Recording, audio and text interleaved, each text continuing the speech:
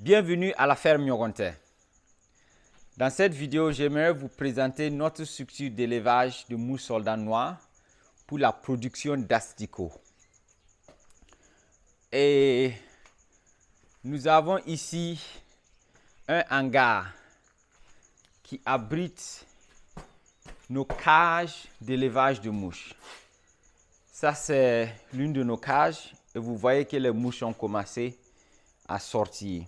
Là, nous avons le pupe dans les bidons jaunes et ce sont ces pupes-là qui sont en train de devenir des mouches.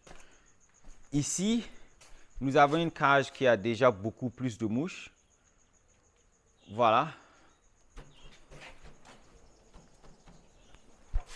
Et dans la cage, vous avez aussi des bacs avec des pupes.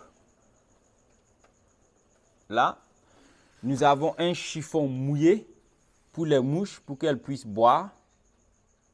Puisque à l'état mouche, la mouche soldat noire ne mange plus. Elle ne fait que boire. Et ici, nous avons de l'attractant qui sent très mauvais. Et c'est cet attractant-là qui attire les femelles à pondre entre ces morceaux de bois. Je vais voir s'il y a des œufs que je peux vous montrer. Non, il n'y a rien d'abord. Puisqu'on a récolté hier nuit, donc jusqu'à présent, il n'y a pas d'œufs. Voilà, donc c'est notre cage comme ça à mouches. Et nous avons des cages un peu plus grandes que nous allons commencer à exploiter dans quelques temps. L'importance de la lumière pour les mouches, vraiment à souligner. Parce que vous voyez, nous avons les tôles transparentes là qui laissent passer les rayons de soleil. Sans la lumière, les mouches vont fondre, les femelles peuvent pondre. Mais il n'y a pas d'accouplement sans la lumière. Donc vous allez avoir des œufs qui ne sont pas fécondés.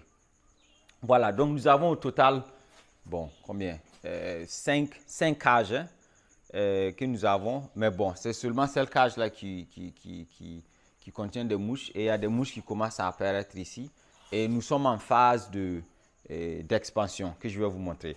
Là, c'est un four, c'est un déshydratateur qu'on va utiliser pour sécher les asticots lorsqu'on va commencer à les récolter. Et nous avons maintenant des étangs au sol. Ces étangs-là font environ 90 cm sur 180, donc environ 1 mètre sur 2. 190 sur 180.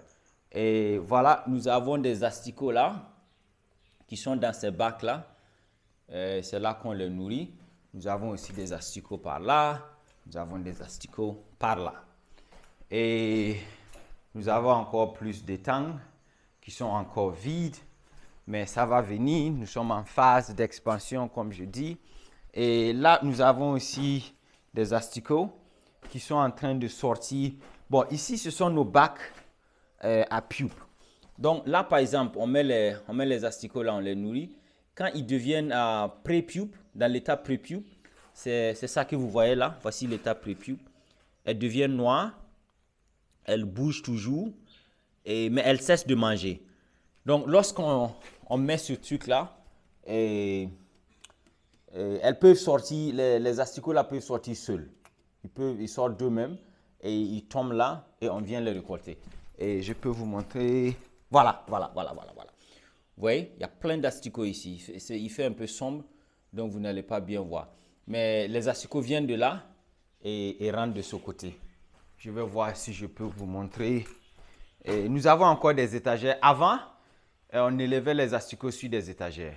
Et bon, après, on n'arrivait pas à augmenter notre production. Et on a fait venir un technicien du Nigeria qui nous a aidé à changer la structure un peu. C'est là qu'il nous a conseillé de construire ces étangs-là que nous avons construits il n'y a même pas une semaine de cela. Et voilà, ça commence à donner des résultats. Et vous voyez, nous avons plein d'asticots. Plein d'asticots.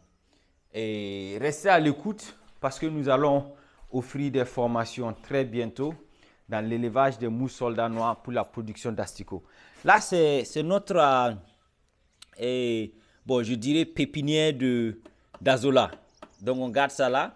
On a transplanté d'autres hier, il n'y a pas longtemps. J'ai même fait une autre vidéo pour ça.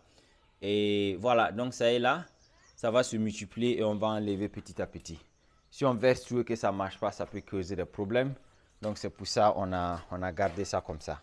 Donc voilà, c'est notre structure d'élevage de mouche soldat noir pour la production d'asticots. Et cette structure, nous pouvons produire 1 tonne par semaine avec ce que nous avons ici. Et c'est l'objectif. Minimum 750 kg d'asticots frais dans la semaine et jusqu'à 1 tonne. On peut faire avec cette structure. Et l'objectif, c'est d'atteindre cette production-là d'1 tonne la semaine. Et lorsqu'on va faire sécher, si on sèche 1 tonne, on va se retrouver avec environ 330 kg d'asticots secs. Et avec ça, on peut remplacer le soja et la farine de poisson. Voilà. Et là, nous avons... Et ça sont nos matières organiques. C'est ça qu'on part chercher. Et par exemple, ici, ça sont des fruits pourris, et des fruits et puis des légumes que nous avons ramassés au marché de Koubri, qui est à environ 5 km d'ici. Et ici, ce sont des restants de restaurants.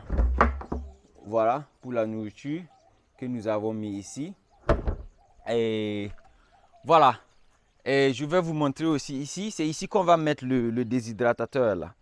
Ce qui est posé dedans que je vous ai montré. C'est ici qu'on va placer le four pour créer de l'espace un peu dedans. Donc on va le mettre là avec une bouteille de gaz. Lorsqu'on va récolter les asticots, on va sécher ici. Et notre plan d'expansion, c'est dans le futur, on va juste continuer à construire le bâtiment jusque là. Voilà. Là, c'est la frasse que nous avons récoltée. Ça, ce sont les déchets des insectes qui sont là. Ça sera à commercialiser très bientôt.